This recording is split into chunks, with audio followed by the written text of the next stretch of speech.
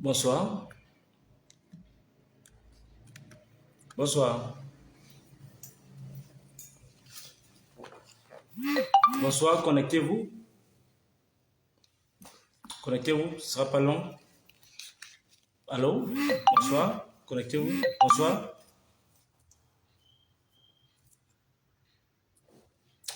Bonsoir à vous tous. Ouais, bonsoir Jeannette. Bonsoir Edgar. Fernand, bonsoir. Bonsoir à tout le monde. Je vous prie de vous connecter. Ce ne sera pas long parce que on a beaucoup de travail. Bonsoir.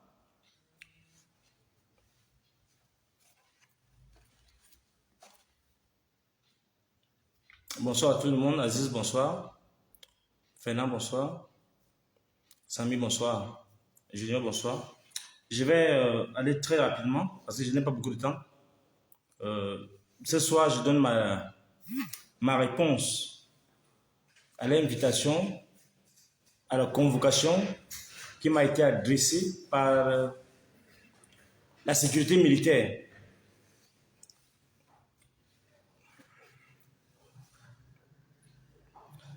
Ce sera l'un des directs les plus brefs.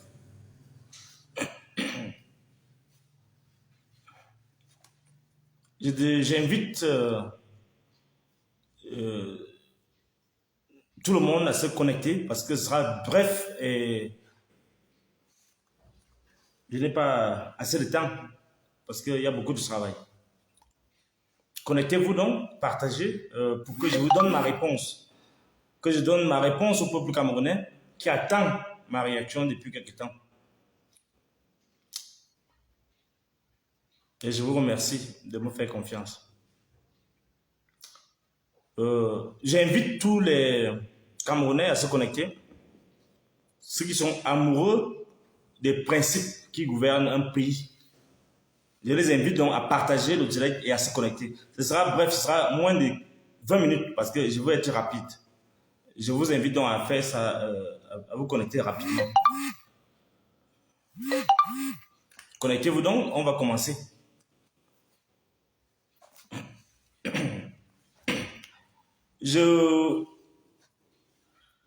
Dans ce direct, je vais donc donner ma position, ma réponse à la convocation qui m'a été adressée.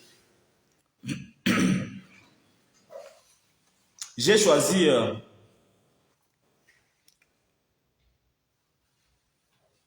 de parler, de donner ma réponse en priorité au peuple camerounais. Et oui, je vous remercie, vous êtes déjà très connectés en France, partout, au Cameroun, en Amérique, je vois beaucoup de gens connectés. Donc, je vous prie de partager dans 2-3 minutes. Je vais faire l'annonce dans 1 minute. Je vais faire l'annonce. Beaucoup se posent des questions. Est-ce que je vais aller à la convocation ou pas?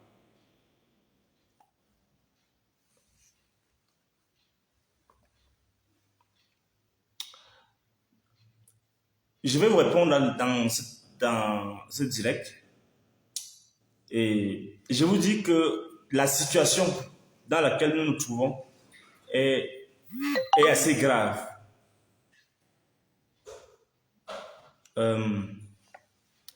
Je viens de terminer une conférence et j'ai pensé vous parler.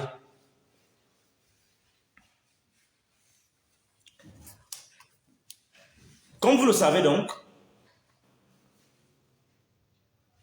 j'ai été convoqué à la sécurité militaire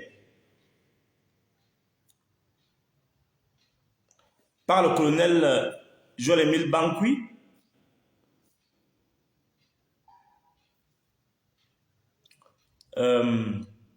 vous pouvez vous imaginer quand même que je demande de partager parce que il ne faut pas que vous ratiez les éléments importants que je voudrais mettre à l'actif de ma déclaration de ce soir. Donc, j'ai été convoqué à la CEMIL, à la sécurité militaire, il y a cela quelques jours. Et vous êtes très nombreux à vous préoccuper de cette situation-là. Vous êtes très nombreux à demander mon point de vue, à demander si je vais m'y rendre ou pas. Vous êtes très nombreux à faire des commentaires, parfois assez gauches, parfois aussi tout à fait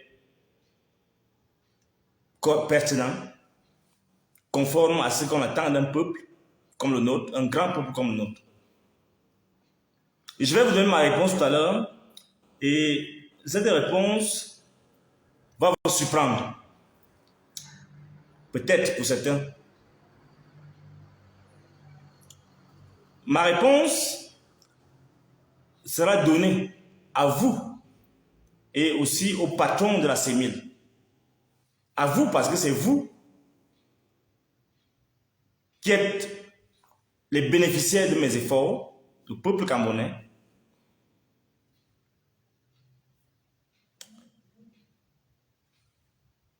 Au ministre délégué à la présidence en charge de la défense, aussi parce que c'est lui qui est le patron direct de M. Joël Emmanuel Bankouy. Ce moment est très important, vous comprenez, parce que quoi qu'on fasse, quel que soit ce qui va se passer, il va marquer un tournant dans la vie de ce pays.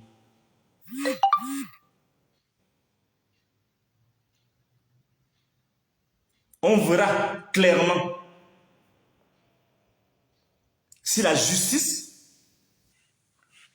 est la préoccupation du président de la République ou bien c'est la force à laquelle il va recourir pour se pérenniser au pouvoir. Ce moment est important. Je n'aspire pas, je dois vous dire clairement, je n'aspire pas à être un martyr. Ça ne me dit rien d'ailleurs. Je fais mon travail simplement. Donc, je suppose que vous êtes déjà connectés.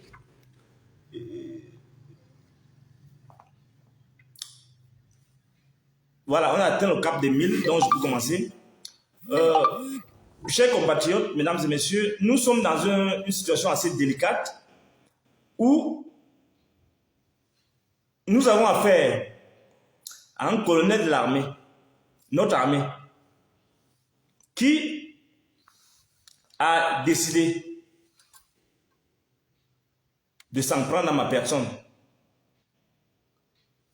À la suite d'un différend où j'ai dénoncé la torture d'un jeune homme qu'on appelle Sébastien Bala par ses services, par lui-même, Joël Emmanuel Bankouy. Et il s'est avéré que ces faits ne sont pas contestés par le mis en cause.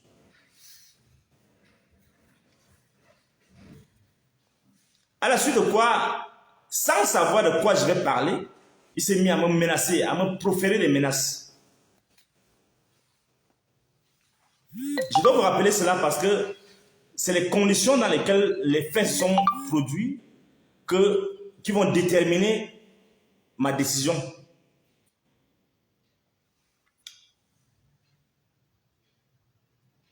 Le lendemain de cette affaire, il a décidé de me traduire en justice, de m'auditionner.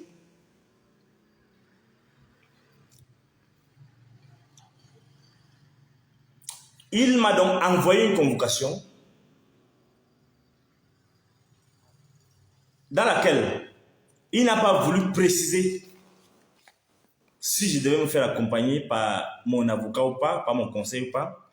Surtout les conditions dans lesquelles la convocation a été donnée me poussent à comprendre qu'il s'agit véritablement d'un abus. Mes chers frères et sœurs, vous avez été nombreux à faire des supputations. Vous avez été nombreux à faire des supputations à cette affaire. Ou tantôt j'ai peur, tantôt il est dans son droit, tantôt... Un philosophe n'a pas peur. Enlevez ça de votre tête. Un philosophe n'a pas peur. N'a peur de personne, même pas du prince.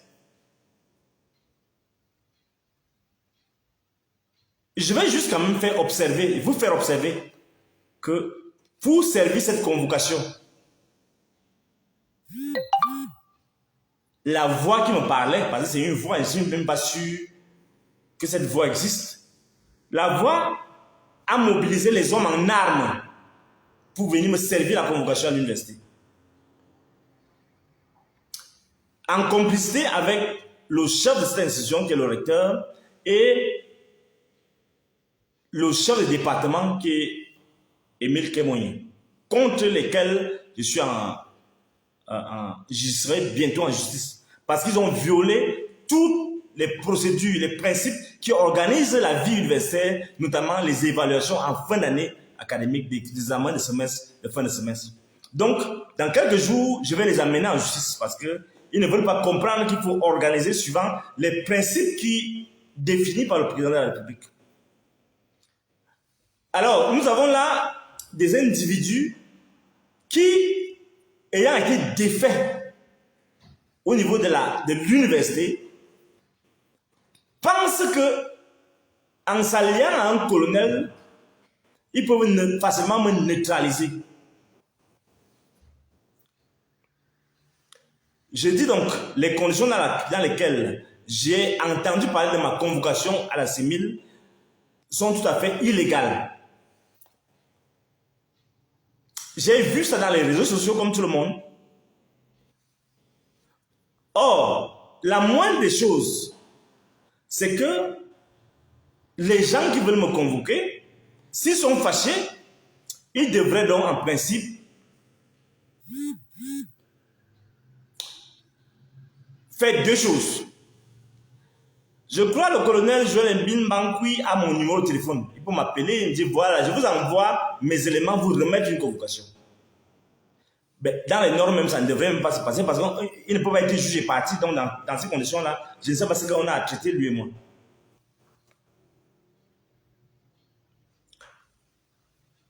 Il pouvait aussi choisir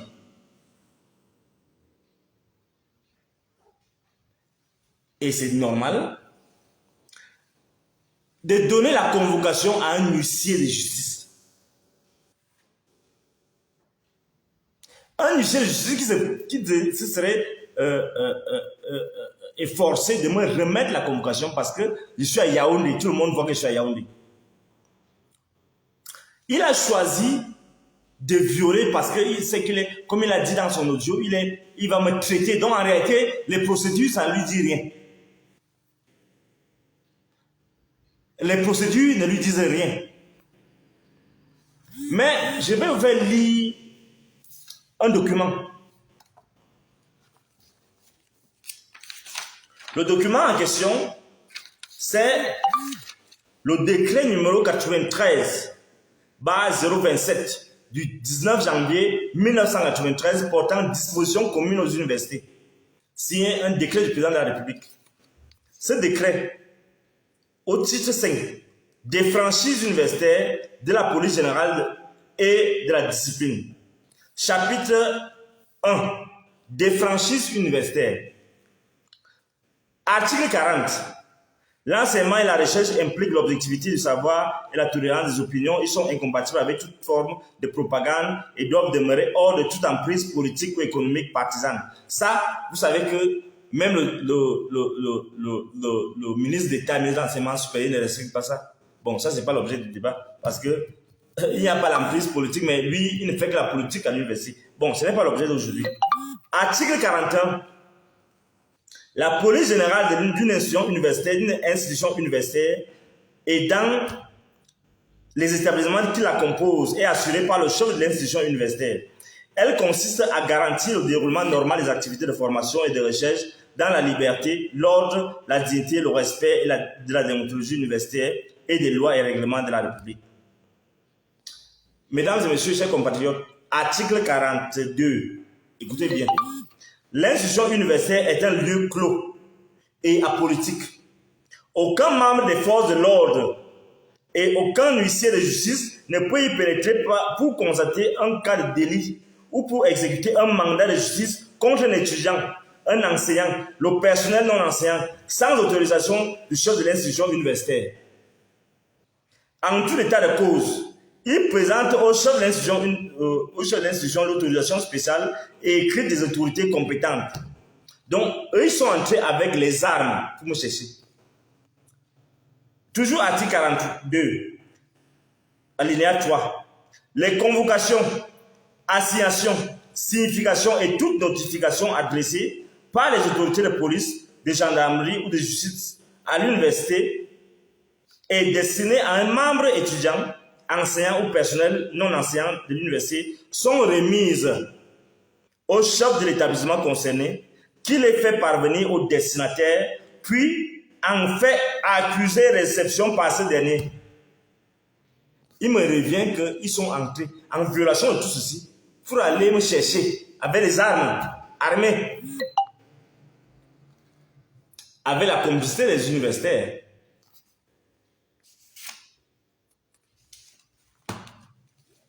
Voilà les textes du chef de l'État. Vous voyez donc que ils sont en train de violer la loi et ils ne respectent rien. Mais je dois vous dire ma décision.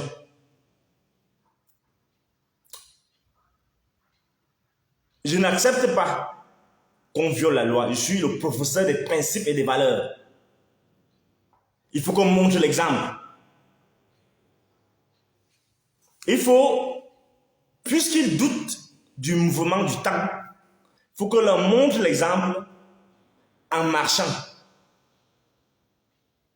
Je dis donc ceci.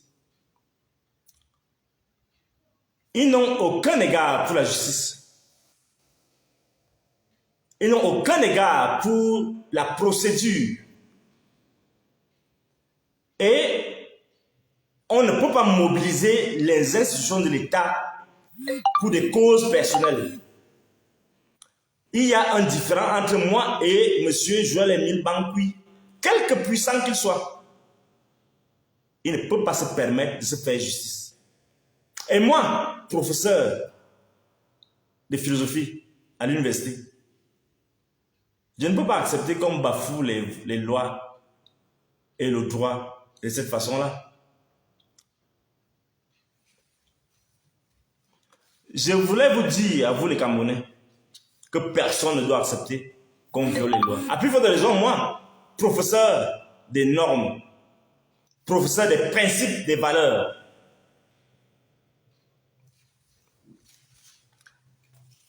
je voudrais vous informer qu'au lendemain de tous ces incidents, des personnalités de la République que je ne connais pas, qui sont entre eux là-bas, les grands, les puissants, m'ont fait parvenir le numéro de téléphone du ministre, de monsieur le ministre de la Défense. Je vous informe que je l'ai appelé pour lui dire justement cela. Je n'accepte pas qu'un militaire qui a l'arme m'accuse et parce que supposément je l'ai provoqué, décide de se faire justice. Je n'accepterai pas que quelqu'un qui est en charge de la sécurité, des renseignements, décide d'outrepasser ses droits pour attenter à ma vie, tel qu'il a dit, et me rendre complice de cela.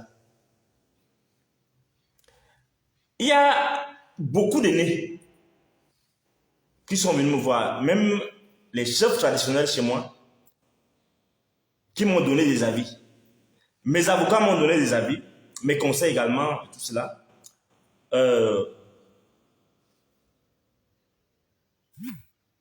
Il fallait que je décide, en fin de compte. Vu les enjeux, ce n'est pas ma liberté qui me préoccupe. Ce qui me préoccupe, c'est que je vois un type qui est accusé de torturer les gens, de faire bombance et de s'enrichir sur le dos des cadavres. Mon interpellation qui est toute philosophique, je n'accepte pas qu'un type comme ça décide de se faire justice. Je voudrais que vous me dites ce que vous pensez. Mais à mon avis, je ne laisserai pas une personnalité comme ça humilier l'université. Parce que je dis l'université parce que par la force des choses, je suis représentant de fait, porte-parole des universitaires. Vous l'avez vu dans les télévisions. Donc moi, en tant que penseur, en tant que philosophe, je n'accepterai pas qu'un type décide de mon avenir. Je ne vais pas décider. Et comme il nie le mouvement, il croit que le pays est inerte. Il faut qu'on lui prouve cela en marchant, en refusant d'obéir à des injonctions illégales et illégitimes. Monsieur Bankui Joël Émile est inapte, disqualifié pour me convoquer à la CEMIL. Je dis ici et maintenant au Cameroun, que monsieur Joël Émile Bankui est disqualifié pour me convoquer. Je refuse que je sois jugé par ce monsieur. Il n'est ni procureur, ni commandant de brigade. Il aurait quand même eu la bienséance. Même quand tu veux tuer quelqu'un, aie quand même un minimum d'élégance. L'élégance est fait convoquer par une gendarmerie, je ne sais pas quoi. On lui dit, il va dire là-bas que bon, injectez-lui, je ne sais pas quoi, n'importe quoi, vous le tuez. Mais il décide de le faire lui-même. Quelle absence de jugement.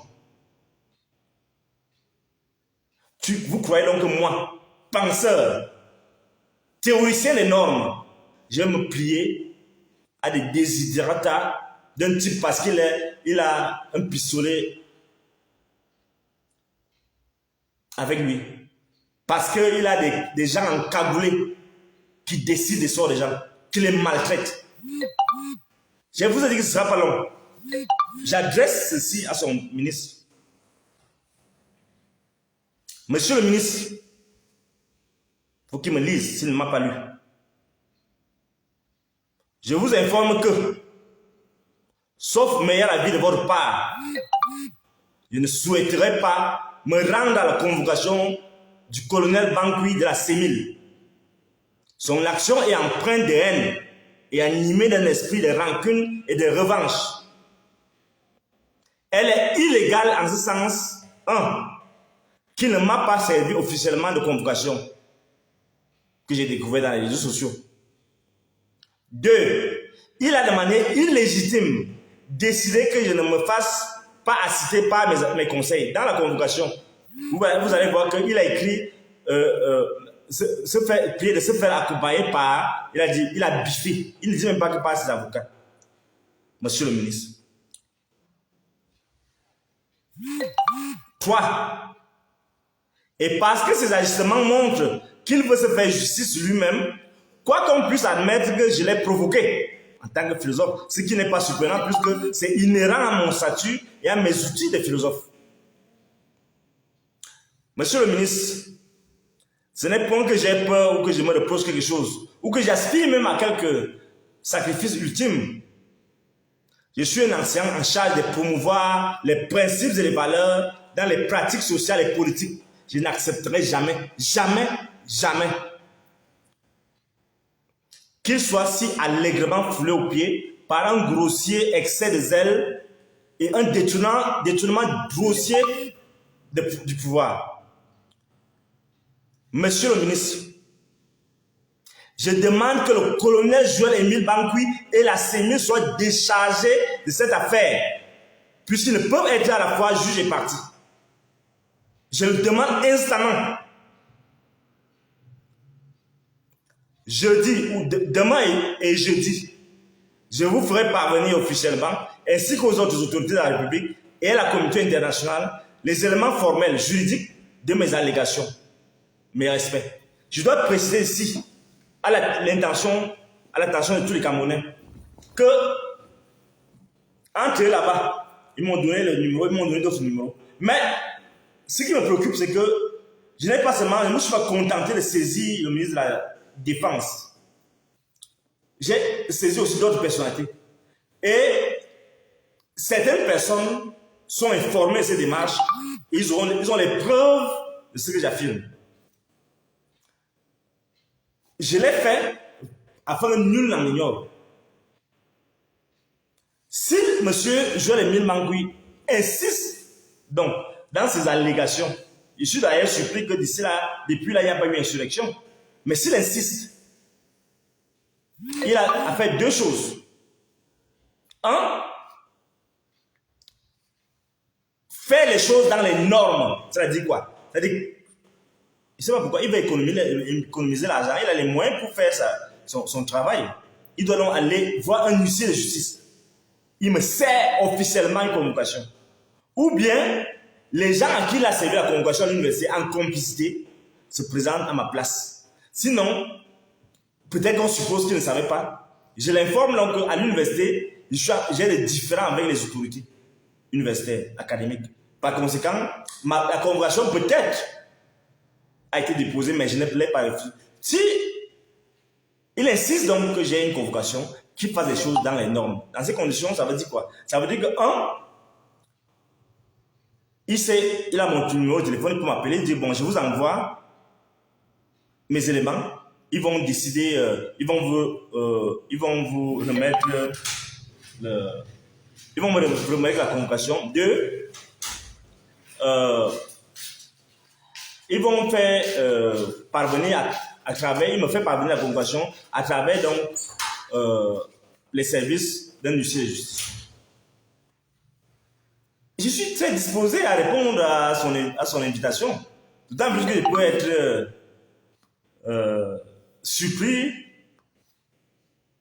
qu'il me fasse partager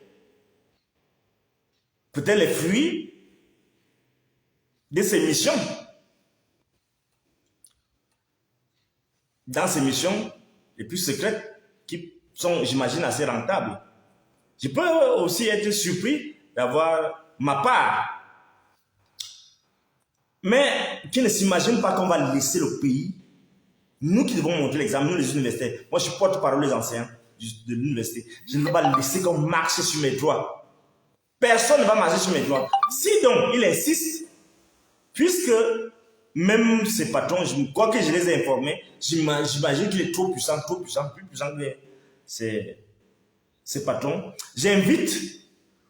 J'informe les Camerounais du pays et de la diaspora que je n'accepterai jamais qu'un type entre chez moi, encagoulé, comme il en a l'habitude, et de venir me faire violence. Ça, je peux vous dire ce soir, je ne vais pas accepter cela.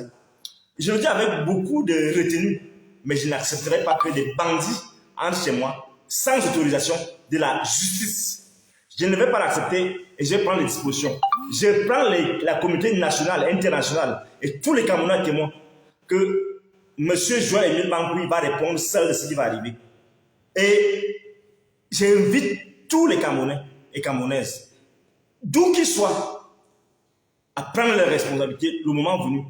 Si les gens nous empêchent de faire notre travail, c'est-à-dire que éduquer les masses, amener les gens à la fraternité, à communier, créer les ponts entre les peuples, entre les tribus, entre les ethnies, créer les ponts entre les deux Camerouns. Si les gens nous empêchent de le faire, qu'ils ne prennent pas prétexte pour venir faire des abus de ce genre-là. Vous êtes informés, les autorités sont informées, tout ce qui va arriver, ce sera de la responsabilité du président de la République, je le dis pour terminer, parce que ce n'est pas un gendarme comme les autres, ce n'est pas un militaire comme les autres, c'est le commandant de la sécurité militaire qui a été désigné par le président de la République. Je vais vous laisser